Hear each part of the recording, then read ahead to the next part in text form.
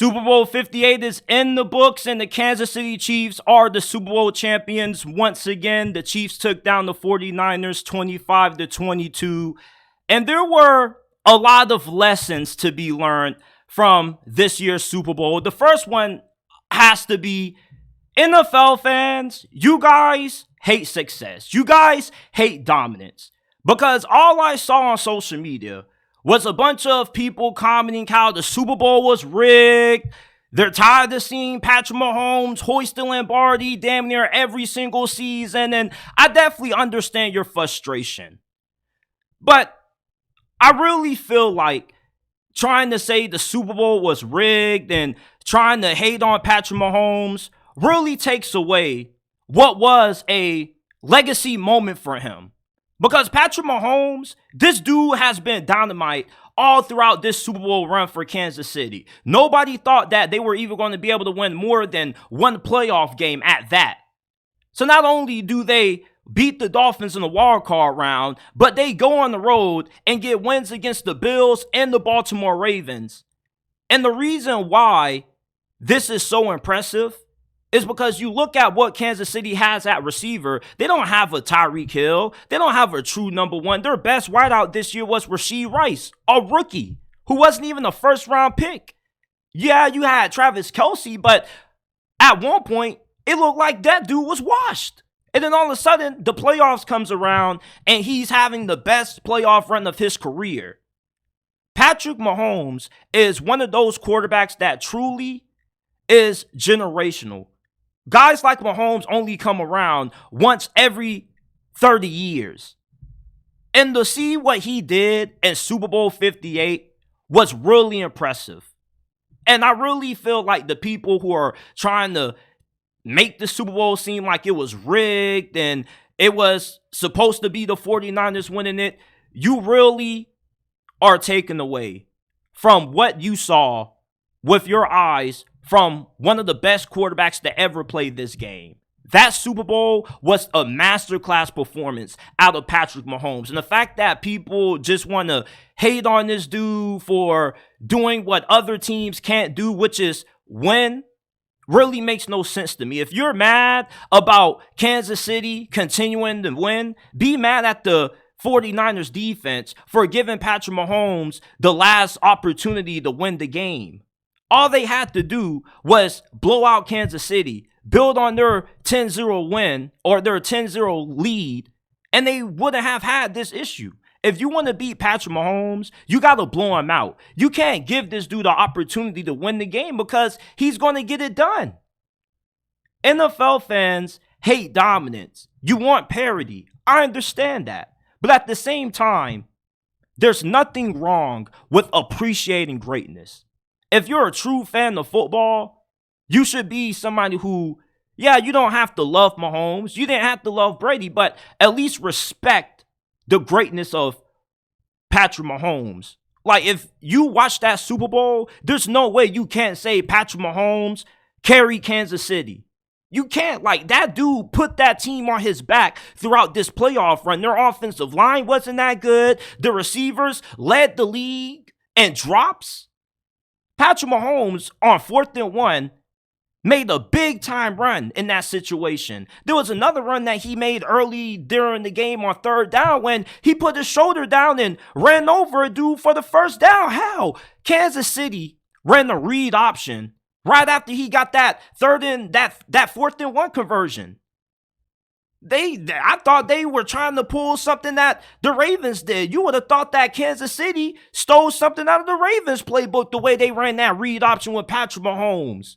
And that big run that he had to put the 49ers in the red zone, which eventually set them up for the game-winning touchdown in overtime, that was super impressive. What we saw out of Patrick Mahomes in Super Bowl 58 was an all-time great performance. And the fact that fans are hating on Mahomes for winning and dominating the NFL really takes away from what he did in that Super Bowl. It really did, because you're just so rooted in hating on him and trying to say it's rigged that you overlook just how great he played in that game. another thing that can be taken away from this Super Bowl is that when you think about teams that have won the Super Bowl in the past, they're not always the most talented. All right, those Patriots teams after 2010 weren't that great. This was the same Tom Brady that played with Randy Moss, Wes Welker, and lost to Eli Manning. Eli Manning beat Tom Brady twice. And the Giants were never the better team on paper in that game, but yet there's been games that the Patriots have won in the Super Bowl when they weren't the most talented team on paper. The reason why is because the best team doesn't always win the Super Bowl. The Super Bowl is not about who has the better roster, who has the more talented team. It's about the team that's able to execute in the big moments, that's able to have the best game plan to win it all. Remember when the Rams had the best offense in the NFL going into that Super Bowl against the New England Patriots? They were averaging damn near 30 points a game, and they only got held to 3. Todd Gurley, Jared Goff, they got shut down. That's the prime example of why talent doesn't always indicate who's going to win the game. A lot of people that bet their money on San Francisco in this game, they got a really sour taste in their mouth because their reasoning for taking San Francisco was they got the better team on paper. They got better receivers. They got more star players on defense. And why did they lose this game? Because of coaching. That's why the best team doesn't always win the Super Bowl all the time, because you may have the best team, but you still have to put your team in position to win the game. You have to make the right decisions on 4th down. You got to make the right adjustments after halftime, and those are things that the 49ers failed to do, and that's why Kansas City came away with the win. And what's even more funny is that the people who say that this thing is rigged, they seem to not check the news, but Vegas, they lost tons of money with the public smacking Kansas City. 70% of bettors out there took Kansas City to win this game in the cover. So if you think the NFL is rigged and Vegas has to make sure that they don't lose no money, then why did they lose so much money after this Super Bowl?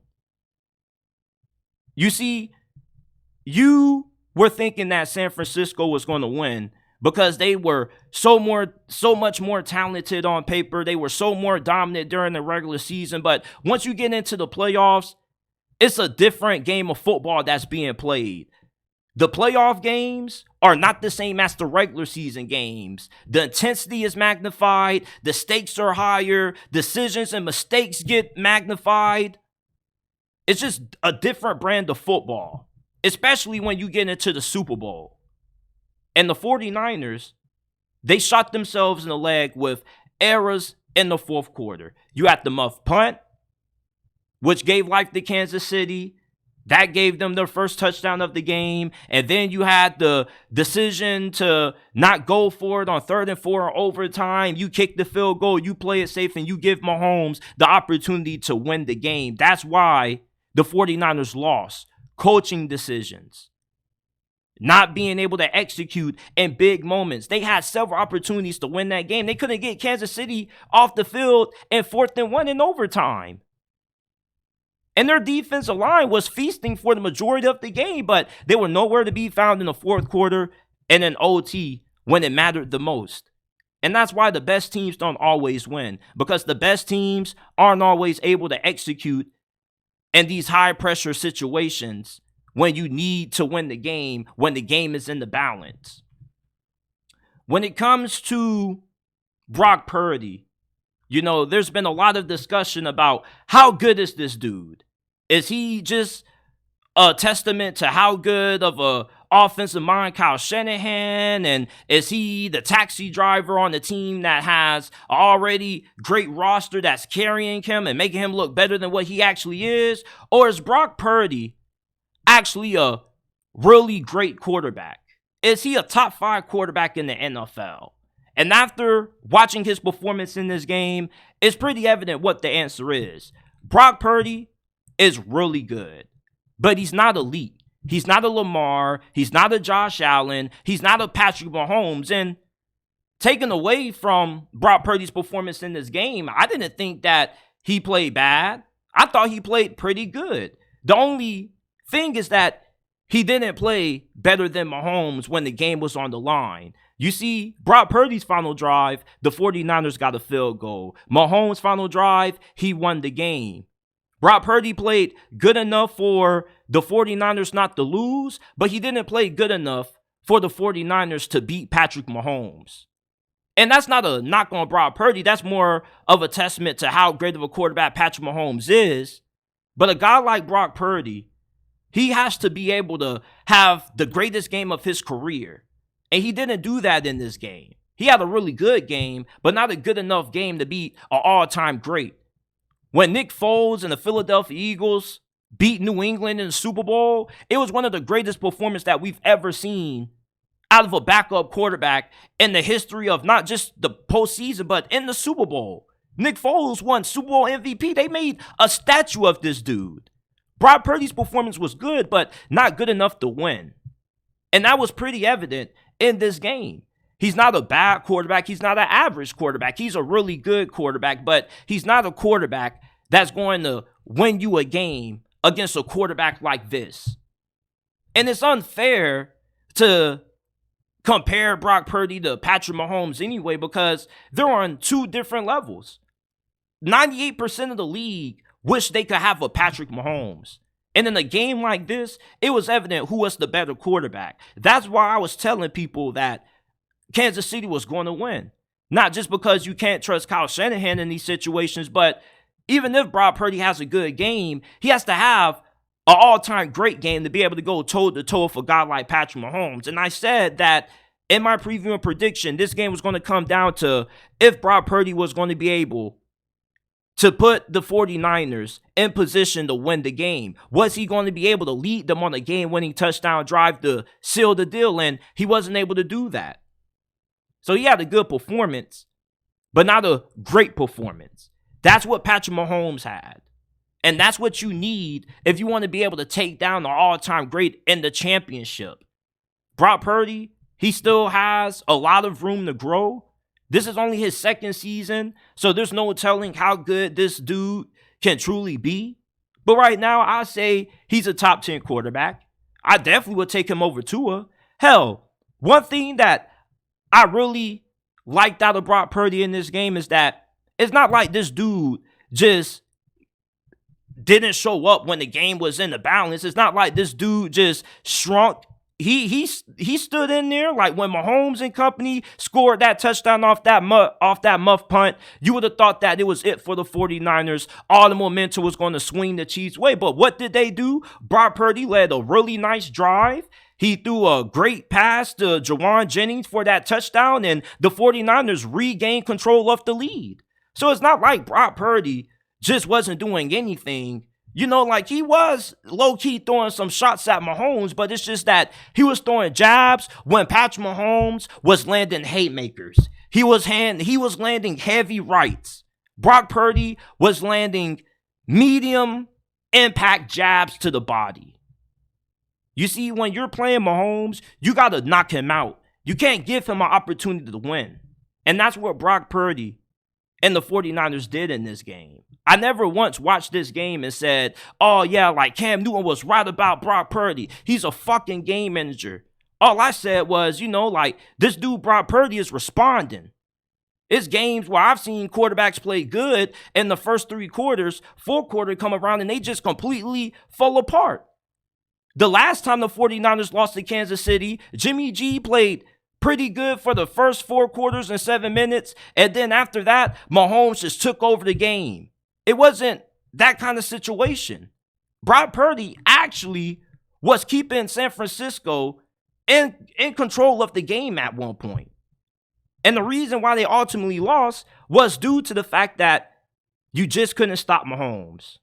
So, Brock Purdy, to me, I think he gets way too much hate. I don't understand why. Why do so many people have so much criticism of somebody who was the last pick of the fucking draft? Like, why are we trying to compare this dude to guys like Mahomes and Josh Allen and Lamar when he's not? He's not that athletically.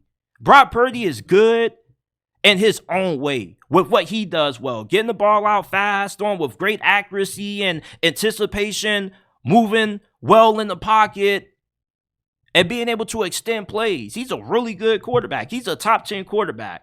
I'd say he's a top 7 quarterback. I would take Brock Purdy over Dak Prescott and Tua Tagovailoa, honestly. So I don't really get the hate for a guy that was the last pick of the draft. I would think that more people would root for this dude to succeed and stop trying to prey on his downfall. This is somebody who was expected to be nothing. You feel me? This is one of those kinds of guys that you think people will rally behind instead of trying to find ways to bring him down. It's just a little bit weird. You know, I've never really seen a story like this. Normally, guys who get drafted late in the draft and end up having great careers, people root for. Now, Kyle Shanahan, you know, what I learned about him is this dude just doesn't know how to win in the fourth quarter in the Super Bowl.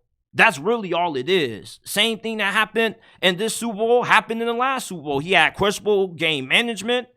You know, the play calling was atrocious. And in the third quarter, where the hell was Christian McCaffrey?